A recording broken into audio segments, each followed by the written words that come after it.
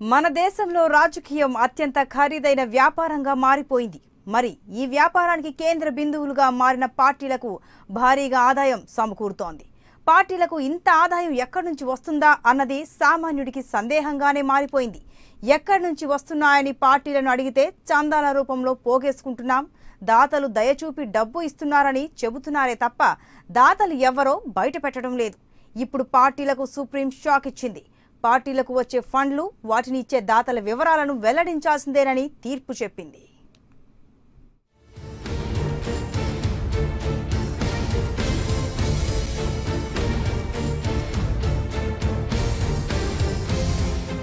చందాల వివరాలు చెప్పాల్సిందే అంటున్న సుప్రీం.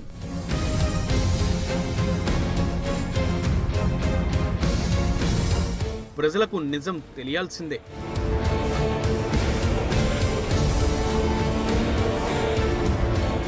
రాజకీయ పార్టీలకు షాక్.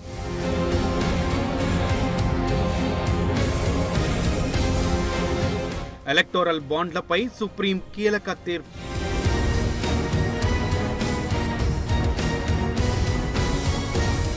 దేశమంతా ఎన్నికల సీజన్ నడుస్తోంది. పార్టీలన్నీ విచ్చలవిడిగా డబ్బు ఖర్చు చేస్తున్నాయి. భారీ ర్యాలీలు, సభలు, సమావేశాలకు ఎటూ లోటు లేదు. చిన్న పార్టీల అధినేతలు సైతం హెలికాప్టర్లలో చక్కర్లు కొట్టేస్తున్నారు. పెద్ద పార్టీలు భారీగా ఖర్చు పెట్టి పెద్ద సంఖ్యలో అద్దె హెలికాప్టర్లు సిద్ధం చేసుకుంటున్నాయి. నేతలు వాటిని ఉపయోగించుకుని జోరుగా ప్రచారాలు సాగిస్తున్నారు.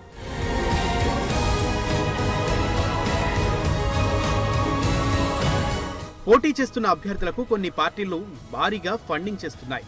జాతీయ పార్టీలైతే తాము వెనకబడ్డామనుకున్న చోట్ల కోట్లు కుమ్మరించేస్తున్నాయి. తాజాగా హైదరాబాద్ లో జాతీయ పార్టీ బ్యాంక్ నుండి డ్రా చేసిన 8 కోట్ల రూపాయలు పోలీసులు పట్టేసుకున్నారు. ఏపీ ఎన్నికల్లో దాదాపు అన్ని చోట్ల ఓటుకు రేటు కట్టేసి నోట్ల కట్టలు పంచేశారు. ఇందులో కొంత అభ్యర్థులు భరిస్తే మరికొంత పార్టీ ఫండ్ కూడా ఉందని చెబుతున్నారు.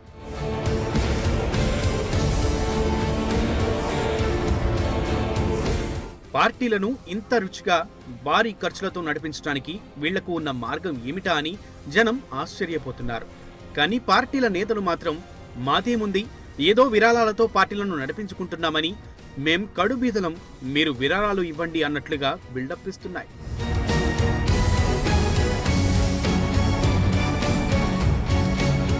సాధారణంగా అధికారంలో ఏ పార్టీ ఉంటే ఆ పార్టీ ఆదాయం అమాంతంగా పెరిగిపోతుంది. బీజేపీ పార్టీ ఆదాయం 2017-18 ఏడాదికి ఏకంగా 1037 కోట్ల రూపాయలు. అంతకుముందు ఏడాది ఆదాయం 758 కోట్ల రూపాయలు. ఏడాదిలోనే ఏకంగా 74% మేరకు పెరిగిపోయాయి. అధికార పక్షం కాబట్టి భారీగా విరాళాలు వస్తున్నాయట.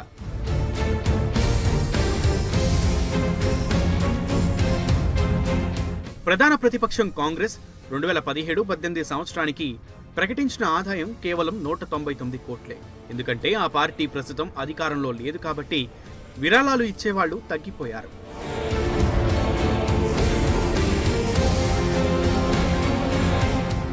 ఈ మ్యాప్ను ఒకసారి పరిశీలించండి. 2001-2 సంవత్సరంలో రెండు పార్టీల ఆదాయం కాస్త ఒకేలా ఉంది. ఆ తర్వాత నుంచి కాంగ్రెస్ ఆదాయం కాస్త పెరుగుతూ వచ్చింది. 2004 నుంచి 2014 వరకు ఆ పార్టీ అధికారంలో ఉంది కాబట్టి ఆ మధ్య కాలంలో ఆ పార్టీ ఆదాయం భారీగా పెరిగింది. ఒక దశలో ఏకంగా 600 కోట్లు కూడా దాటేసింది. బీజేపీ గ్రాఫ్ కూడా అలా పెరుగుతూనే వచ్చింది. 2014 తర్వాత బీజేపీ అధికారంలోకి రావడంతో పార్టీ ఆదాయం అమాంతంగా పెరిగిపోయింది. మధ్యలో కాస్త తగ్గినా చివర్లో మళ్లీ పుంజుకుంది.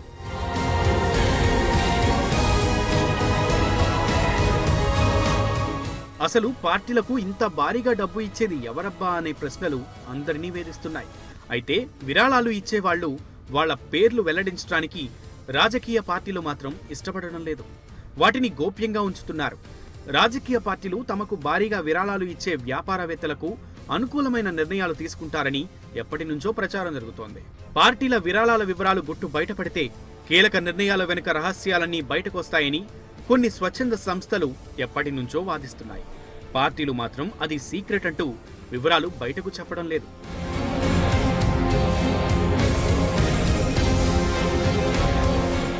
అసోసియేషన్ ఆఫ్ డెమోక్రటిక్ రిఫార్మ్స్ అనే స్వచ్ఛంద సంస్థ ఈ విషయం మీద చాలా కాలం నుంచి పోరాడుతోంది. ఈ మధ్య కాలంలో సుప్రీంకోర్టులో కేసు వేసింది.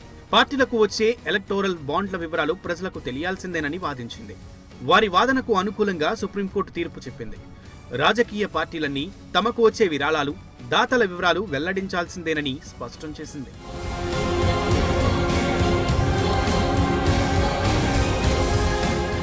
ఇక మీదట పార్టీలన్నీ తమకు ఏ వ్యాపారవేత్త ఎంత మేరకు నిధులు సమకూర్చాడో స్పష్టంగా చెప్పాల్సి ఉంటుంది. దానిని బట్టి ప్రభుత్వ నిర్ణయాలు ఏ విధంగా ప్రభావితం అవుతున్నాయో తెలిసిపోతుందని కొందరు వాదిస్తున్నారు. ఏది ఏమైనా కానీ పార్టీలన్నీ తమకు వచ్చిన విరాళాలు, వాటిని ఎవరెవరు ఇచ్చారు అన్న విషయాలు బయట పెట్టాల్సిందే. అయితే దీనిని తప్పించుకోవడానికి పార్టీలు వేసే కొత్త ఎత్తులు ఎలా ఉంటాయో వేచి చూడాల్సిందే.